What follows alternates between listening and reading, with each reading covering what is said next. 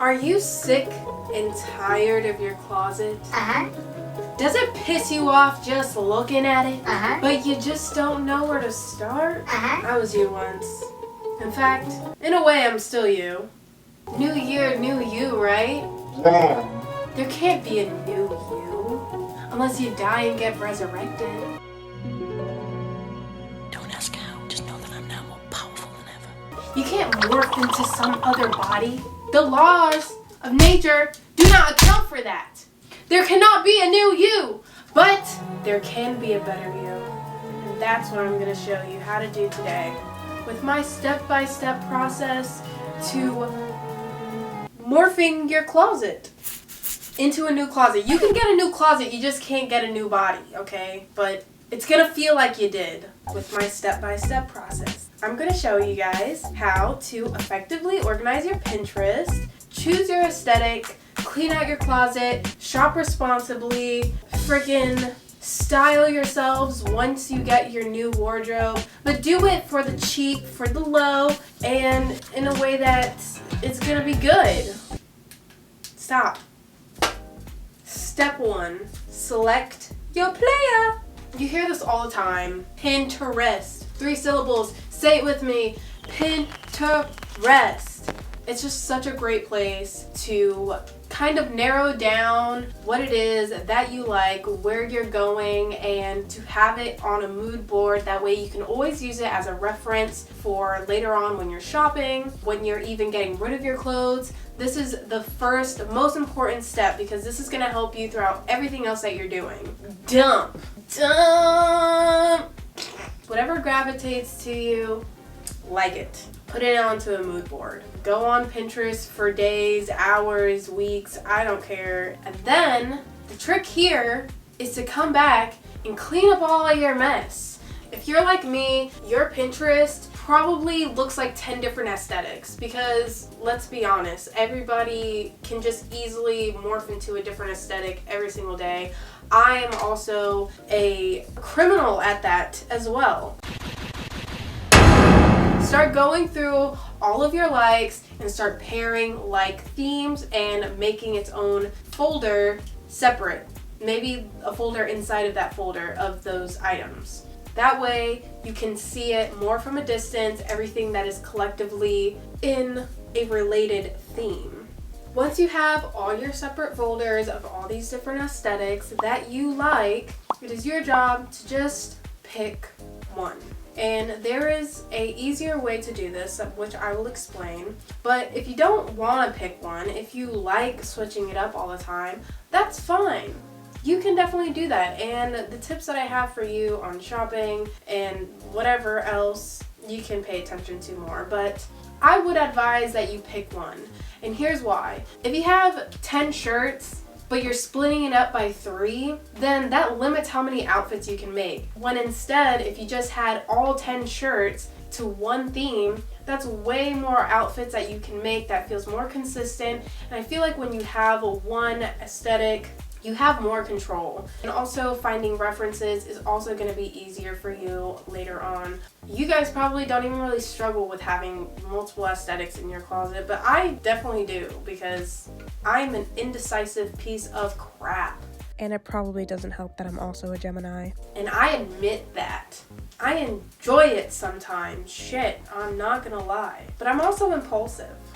Anyways, when you're looking at these aesthetics, look at specific outfits that people are wearing in your mood boards and actually envision you wearing it. Close your eyes and really see it on your body. This trick was honestly a game changer for me in actually choosing something to stick with. Because in my Pinterest board, yeah, there were so many things that I liked, but when it actually came down to it, I just liked the idea of it on someone else. This is gonna bring you closer to actually figuring out not only what you like better, but also figuring out the silhouettes that you really enjoy to put on your body. Everybody has a preference in terms of their body type on how they like clothing to sit on their body. And that doesn't mean to allude that each body type there's like some kind of rules to the type of clothing that you should wear. That just means that as individuals, we each have our own preference and taste on how we like clothing to sit on us that gives us that power and makes us feel comfortable. And someone the same exact shape as you could have a completely different idea of what that looks like to them.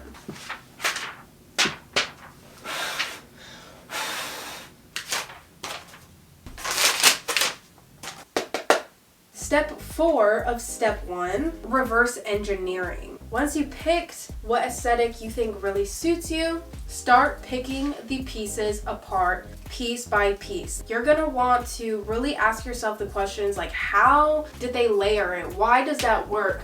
What are all the specific pieces that they are wearing? What is the functionality of that outfit? And by doing this, you are going to create a template in your head for how you're going to be able to recreate these looks for yourself. And the more you do that, the better you're going to get at it, and the more you're not going to need references to figure out how to do it. You know, that comes down to not only the colors, but the proportions, the textures, everything. Be curious in life and with fashion. So, you figured it out! You picked your aesthetic! Woo! So step 2, closet clean out.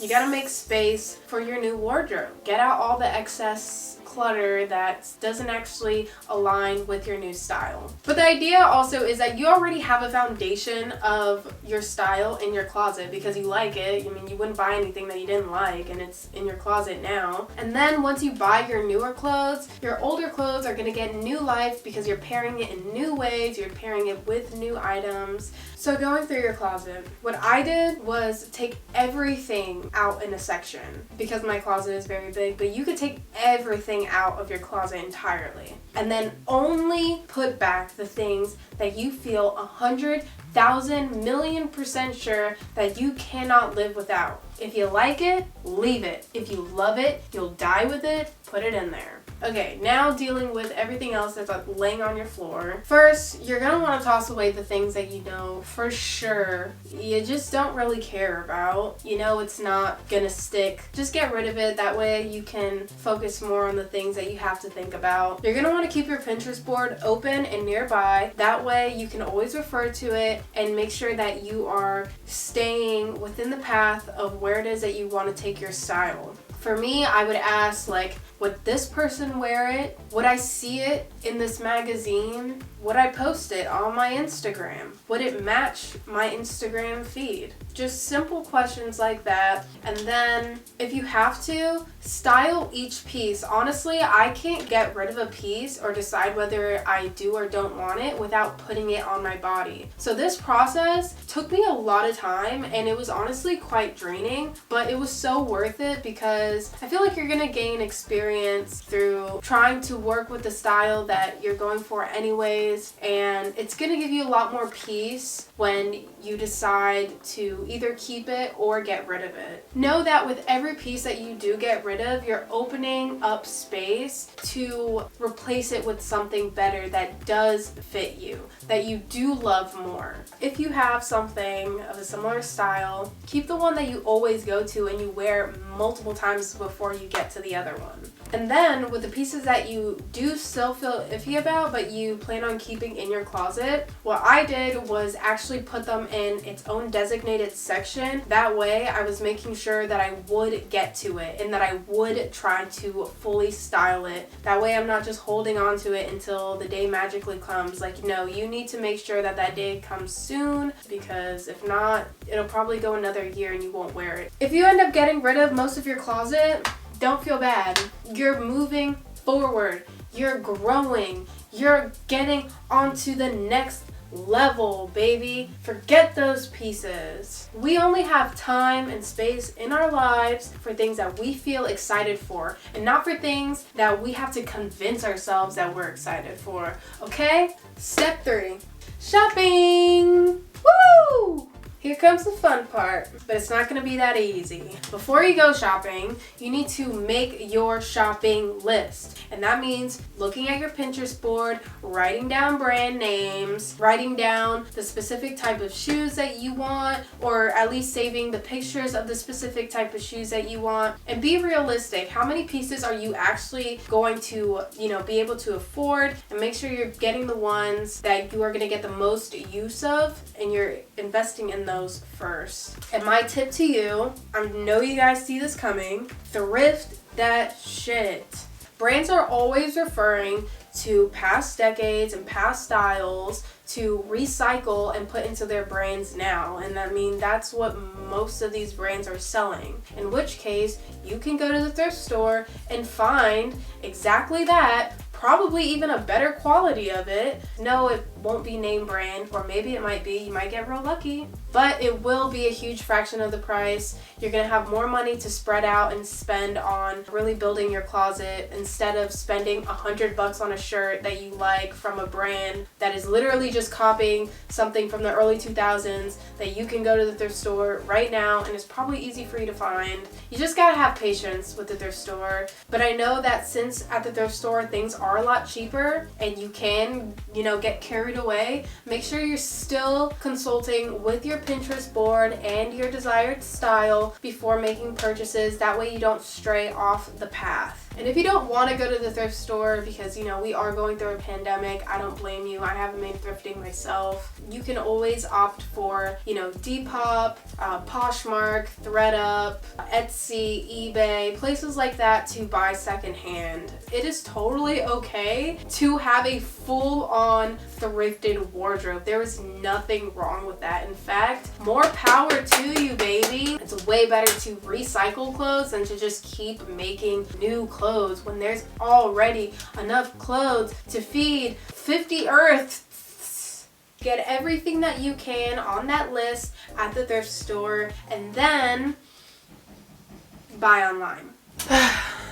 I'm actually starting to get tired of standing. So I found the best place for me to find brands that I'm willing to shop with is through Instagram, from influencers. You pretty much always see the tags for specific pieces of clothing that they are wearing, and if they didn't tag it, there was most likely somebody in the comments that asked them, where are your boots from? Where's that shirt from? And also Pinterest does have an option to where if there's a picture that you like, they will recommend like a full page of similar items just based off of the picture. Make sure you write down keywords for the titles of the clothing and shoes, whatever that it is that you're looking for, especially if you do decide to shop through Depop, for example. You do have to be very specific on how you're wording it into the search bar. Knowing your desired color scheme in your wardrobe is one of the biggest characteristics that you should know before shopping. Focus on investing in pieces that you can wear now during the current season that you are living in, and be realistic. Ask yourself, will I actually have a place to wear this to? And by that I mean, honestly, if you want to dress up in a prom dress to the grocery store, do that, but just be realistic on whether or not you would actually wear that to the grocery store. You know what I mean? Also, will it be comfortable enough for you to wear? Like, are you only gonna wear it for like 10 minutes and then decide like these are way too fucking uncomfortable and you want to change immediately, and then it feels like a waste because you never want to wear them? That is important. Do the same thing that I mentioned earlier, like close your eyes and actually see yourself wearing it. That way you really know when you receive it how it's gonna look on your body and that you're gonna like it.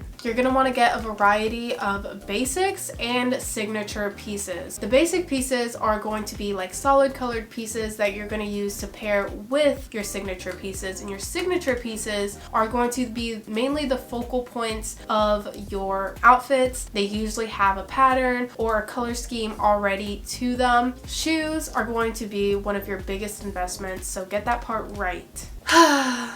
Step 4. This is the last step. We made it. You successfully figured out what you want your style to be, you cleared out your closet of all the shit that was bogging it down, made room for the new and improved, you are going to spend a lot of time experimenting. And I mean a lot of time. When you are putting together an outfit, especially for me, I would always look at my Pinterest board to make sure that I'm in the right headspace. When I do that, I just feel more inspired as well. And it's okay if you want to try and recreate an outfit that you saw on Pinterest to a T. That is perfectly fine. There is nothing wrong with doing that. In fact, I think it's such a good way to figure out how to pair items together, figuring out the combinations, the color schemes, the texture, pairings, and getting that experience of, you know, still kind of reverse engineering the outfit. Through doing that, you're going to create a sort of muscle memory to the point where later on, once you learn the rules, you can start breaking them and then incorporating your own twists to the outfits that you want to make. But it's still going to be that style, but maybe with just a little bit more of a hint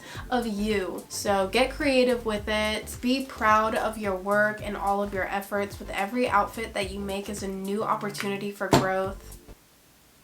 If you don't like an outfit that you ended up putting together, then learn from it. Figure out why it was that it doesn't feel right. Just take it easy and have fun. Keep trying different combinations until you find something that looks and feels like you. And my last tip for you is to just have patience. Building a wardrobe is just that, building, and building takes time. You can't and shouldn't have your entire wardrobe figured out at once. I mean, honestly, what fun is that anyways? You want to be fully involved in the experience and grow along with it, because also, like, what if 2 months down the road you decide that you don't really like it and now you have an entire closet of shit that you just don't like? Then you gotta watch this video again.